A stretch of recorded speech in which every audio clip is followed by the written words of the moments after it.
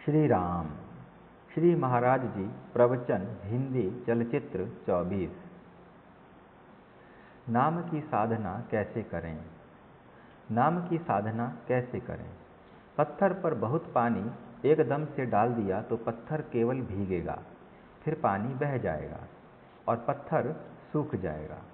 किंतु वह पानी यदि बूंद बूंद पत्थर की एक ही जगह पर लगातार गिरता रहेगा तो पत्थर में छेद होगा। कुछ दिनों के बाद पत्थर टूट भी जाएगा। उसी तरह किसी समय बहुत साधना करने के बजाय यदि अल्प मात्रा में क्यों न हो परंतु नित्य रूप से निश्चित समय पर निश्चित स्थान पर नामस्मरण की साधना की जाएगी तो उसका परिणाम अधिक होता है। चक्की में दो पाटे होते हैं, उनमें से एक स्थिर रहकर यदि दूसरा घूमता रहे तो अनाज पीसा जाता है और आटा बाहर आता है। लेकिन यदि दोनों पाटे घूमते रहेंगे तो अनाज पीसा नहीं जाएगा और व्यर्थ परिश्रम होगा। आदमी के दो पाटे हैं, मन और शरीर। उनमें से मन स्थायी है और शरीर घूमने वाला पाटा है। मन को भगवान के प्रति स्थिर किया जाए और शरीर से गृहस्थी के काम किए जाएं। नसीब की सीमा या संबंध शरीर तक होता है। नसीब अर्थात प्रारब्ध रूपी खूंटा शरीर रूपी पाटे में बैठकर उसे घुमाता है। मन रूपी पाटा स्थिर रहता है।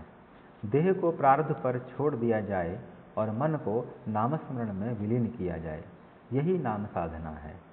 यह साधना कोई खास व्यक्ति ही कर पाएगा ऐसा नहीं है। साधना तो कोई भी कर पाएगा। गरीब को गरीबी का दुख होता है इसलिए साधना नहीं कर पाता। धनवान को अपने धन का अहंकार और लोभ होता है इसलिए साधना करने को समय नहीं। विद्वान को विद्वत्ता का घमंड होता है इसलिए, और अनाड़ी को साधना कैसे की जाए यह समझता नहीं इसलिए साधना नहीं हो पाती। शंकित मन से कितनी भी साधना की, कितना भी नामस्मरण किया तो भी संतोष नहीं होगा। नीति धर्म का आचरण, शास्त्र शुद्ध वर्तन, शुद्ध अंतःकरण और भगवान का स्मरण किया गया तो साधक अंत तक पहुंच जाएगा और अंत तक पहुंचेगा तो लाभ होगा, अन्यथा नहीं। घर पहुंचने पर चिट्ठी लिखो कहने का मतलब भी यही होता है। जिस तरह गृहस्थी चलाते समय बुरे विचार मन में आते ही हैं, उसी तरह परमार्थ साधना करते समय यदि बुरे विचार मन में आते हों तो नामस्मरण करो। ऐसा करने पर बुरे विचार बढ़ेंगे नहीं। दृढ़ता से नामस्मरण करते रहो। जहाँ कर्तव्य जागृति है और भगवान की स्मृति है वहाँ समाधान की प्राप्ति होगी ही। भगवान मैं तो तुम्हारा ही हूँ, ऐसा निरंतर कहने से भगवंत प्रकट होते रहेंगे और हम पर अहंता का जो बोझ होता है वह भी कम होता रहेगा।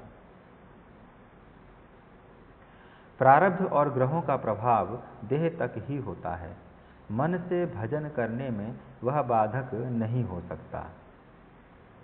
श्री महाराज जी की कृपा से यह सामग्री यदि आपको उपयोगी व हितकर प्रतीत हुई हो तो उसे श्री महाराज जी की कृपा से यथासंभव अन्यों के समक्ष भी अग्रसारित करने की कृपा करें तथा इस YouTube चैनल की सदस्यता भी ग्रहण करने की कृपा करें एवं अन्यों को भी इसके लिए प्रेरित करने की कृपा करें। यह सामग्री आपको कितनी रुचिकर व हितकर प्रतीत हुई यह भी बताने की कृपा करें। साथ ही यदि इस सामग्री में कोई परिवर्तन, परिवर्धन, परिष्कार तथा परामर्श अपेक्षित हो तो उसे भी देने की कृपा करें। इससे श्री महाराज जी की कृपा से यह सामग्री अधिक उपयोगी व हितकर स्वरूप में आपके समक्ष प्रस्तुत हो सकेगी। इस चलचित्र को संपूर्ण देखने के लिए आपका हृदय से कोटि कोटि आभार। श्री महाराज जी की कृपा से अग्रिम संभावित चलचित्र यथाशीघ्र। श्री महाराज जी प्रवचन हिंदी चलचित्र 25। बहुत बहुत धन्यवाद। श्री राम।